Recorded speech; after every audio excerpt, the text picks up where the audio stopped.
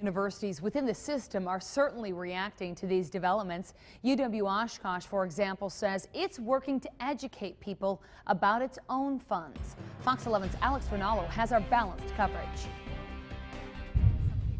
Of the reported $650 million balance in the UW system, UW-Oshkosh says its share is about $37 million. But Chancellor Richard Wells says it's not all a rainy day fund.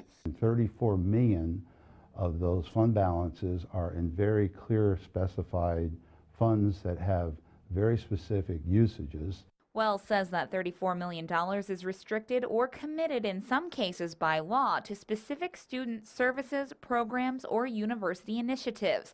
He says the remaining $3 million is what's left for emergencies. That $3 million is about 1% of the school's $242 million budget from the last year.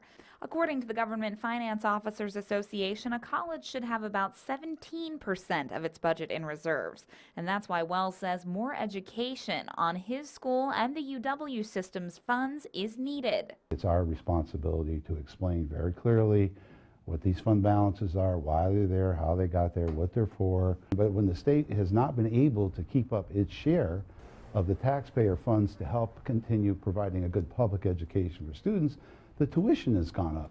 Students will feel the impact directly of any decisions made. That includes Chelsea Felker. It's kind of high. I mean, I'm going to be paying for it for myself, so that's kind of tricky. But I mean, I did get some scholarships, so that kind of helps out a little bit.